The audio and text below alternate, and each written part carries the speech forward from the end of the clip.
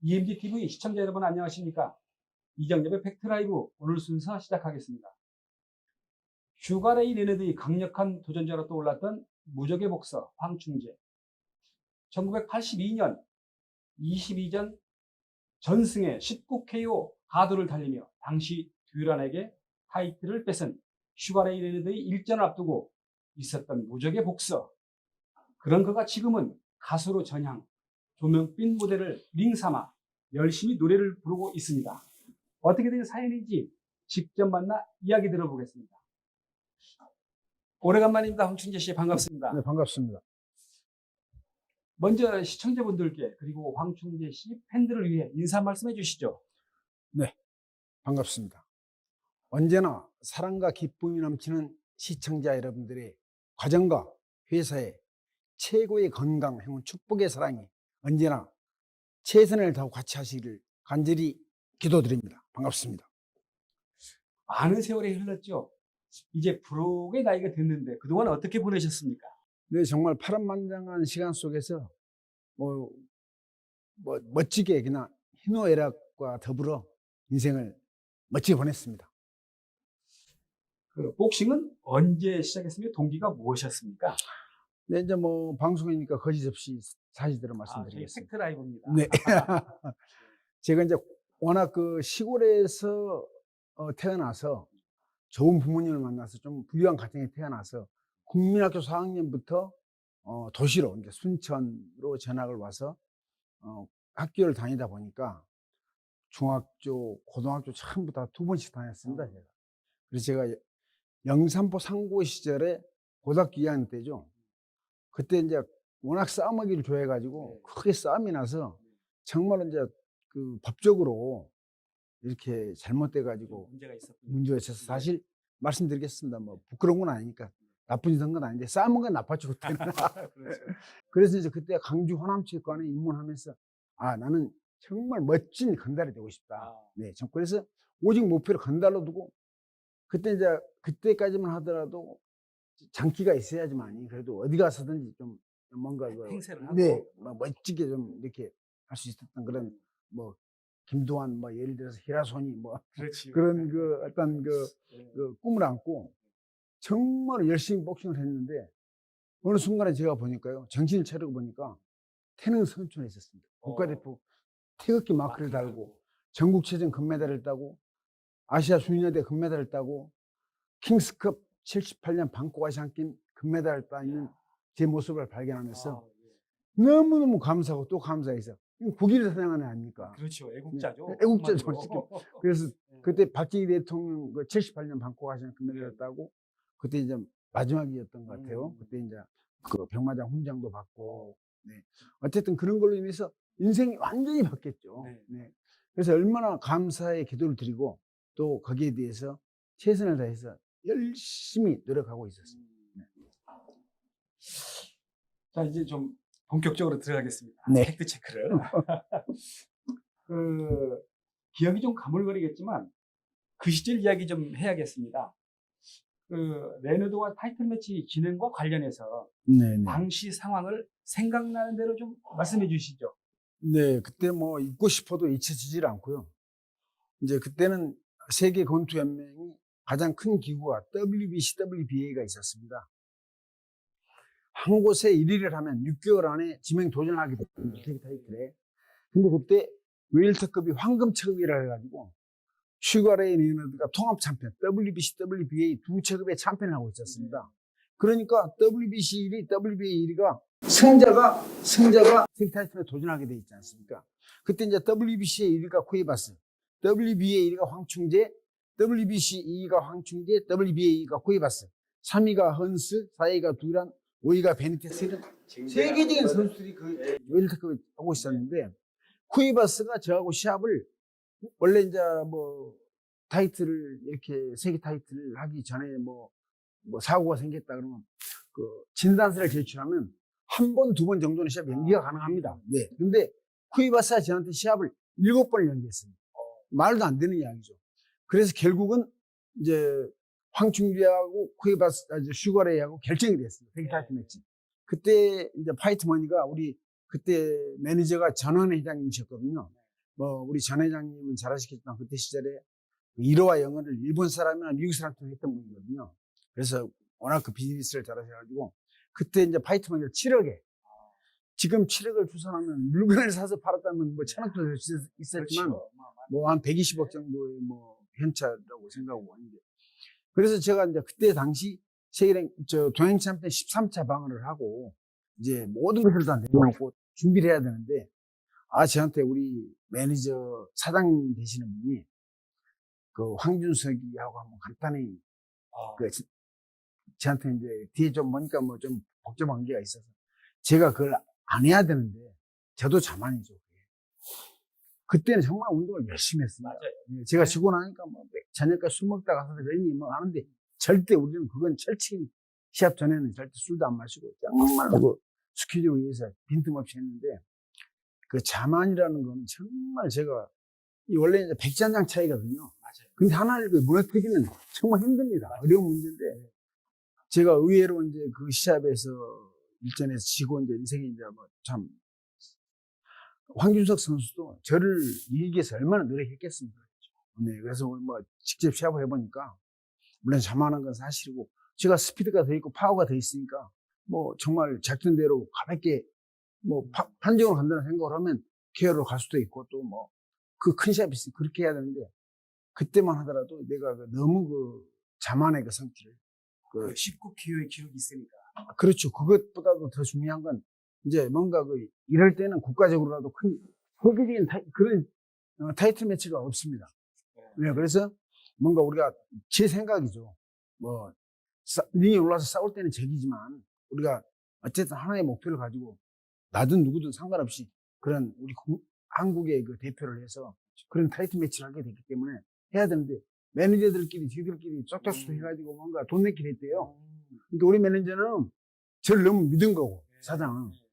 그리고 저는 이제 거기에 대한 감정을 가지고 올라왔기 때문에 뭐 실력이고 이것보다 나는 그때 황준석 선수를 저하고 상대가 된다는 생각을 하지는 못했어요. 원래 천하없어도 같은 클래스메이트는 100잔장 차이입니다. 0.1% 차이예요. 그래서 그러나 그 100잔장을 무너뜨리기는 정말 어려운 건데 저는 그 시합에서 너무나 큰 것을 잃었고 반성하면 뭐합니까? 그 당시에 네. 뭐 우리 황충재 선수가 와 진짜 우리들 그 당시에 생각을 해도 원사이드하게 좀 이길 텐데 왜 하나 이렇게 생각하시는 분들도 있었어요. 근데 이제 말하자면 그 시합을 할 필요가 없는 시합인데 저도 그때는 이제 좀 뭔가 좀 완숙하지 못하고 사람이 이제 뭐 열심히 운동하고 최선을 다하는 건 하는 거지만 그런 게 되면 이제 뭔가 정말로 큰 그 시합을 위해서 내가 뭐 이렇게 좀 이런 시합은 안 해야 되겠다 해야 되는데 딱 그 말을 듣는 순간 너무 이제 내 자신을 높이 평가를 내가 한 거예요.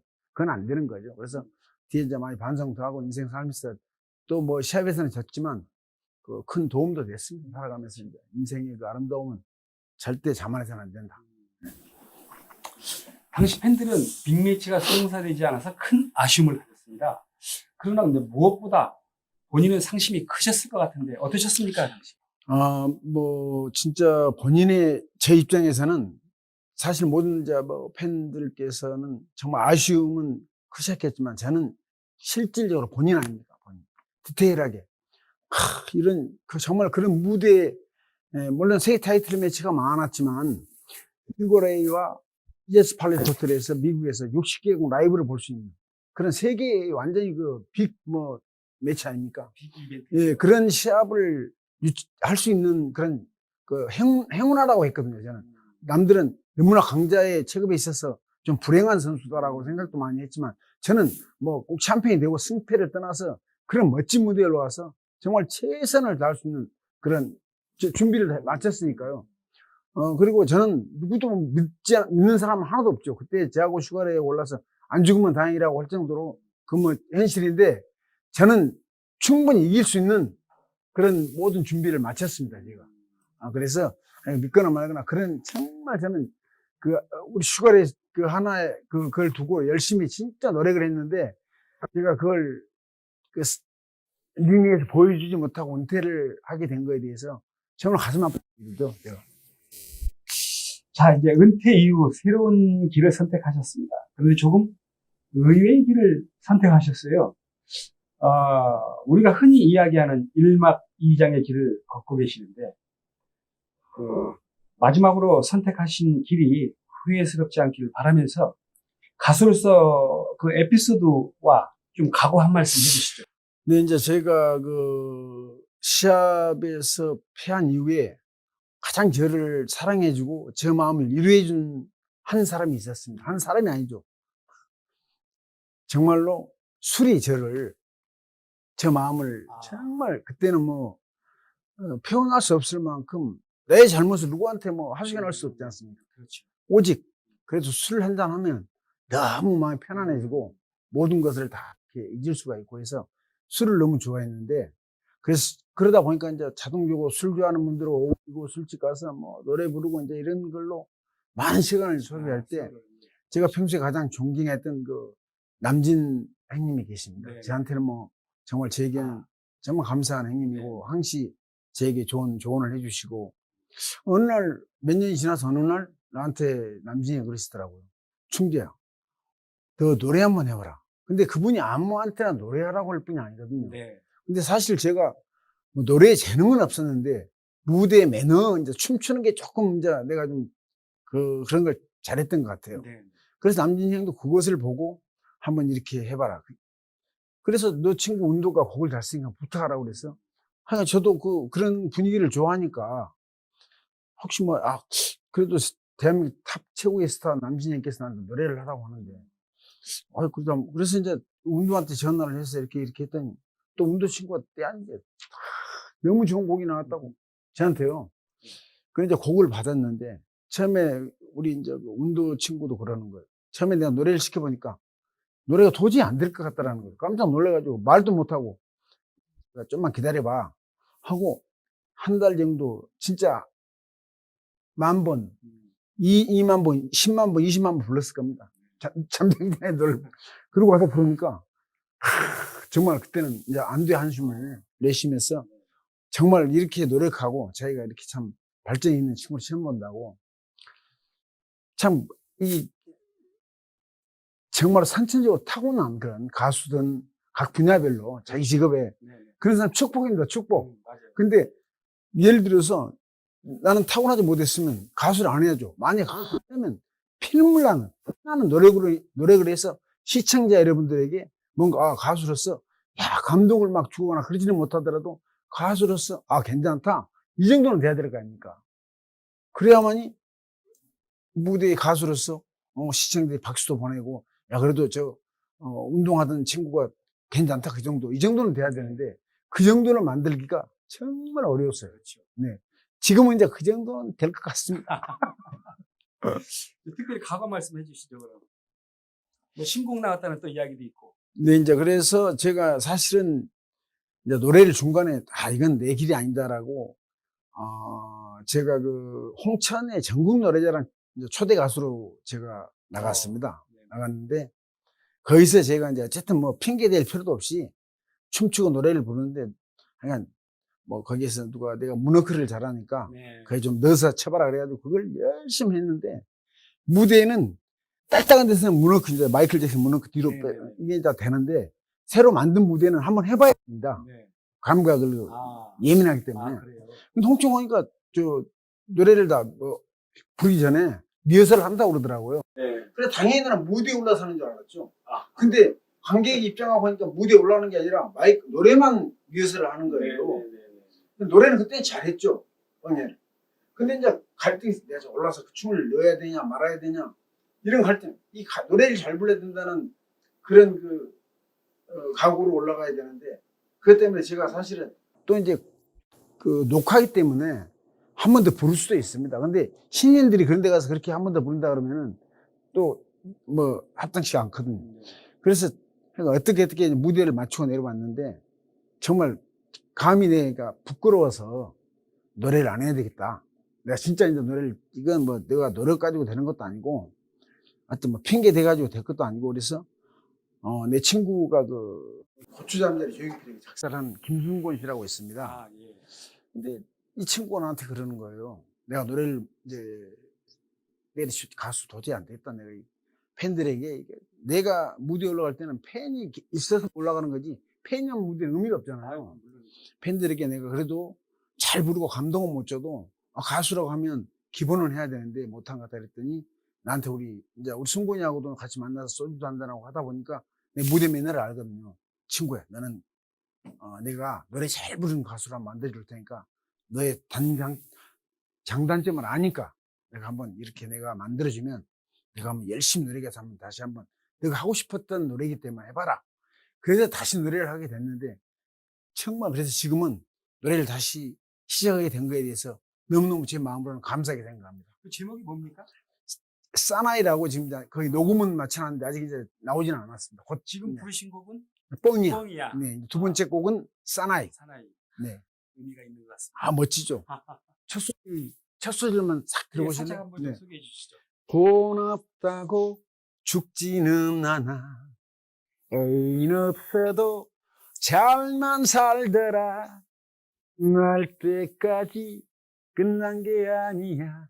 갈 때까지 가보는 거. 노래 정말 좋습니다. 아, 좋습니다. 사나이 노래입니다. 근데 진짜 본인 이야기 하신 것 같습니다. 네. 70년대 복싱길이나 황충재 선수. 당시 국민 모두가 외웠던 시절. 울리기도 하고 웃게도 했던 한국의 대표 스포츠 복싱. 그 중심에 황충재라는 선수가 있었습니다. 복싱의 중흥기라고 해도 과언이 아닌 시절이었습니다. 이 시절 엘리트 코스 복싱 선수로 승승장구 13차례 방어전을 모두 승리로 장식했던 그가 82년 생각지 않았던 선수를 만나 불의의 일패를 당하면서 그는 뜻하지 않게 인생의 전환점을 맞고 말았습니다. 이제 그는 부르고의 나이가 되었습니다. 레전드라는 수식어를 붙여보지만 그 아쉬움은 이루 말할 수 없습니다. 반전에 또 다른 반전으로 그는 오뚜기처럼 다시 일어났습니다. 그리고 그 시절 정신으로 지금은 팬들을 위해 열심히 노래를 부르고 있습니다. 복싱을 하는 것처럼 황충재 그 이름 앞에 찬사를 보냅니다. 이정엽의 팩트라이브 여기서 인사드리겠습니다. 감사합니다.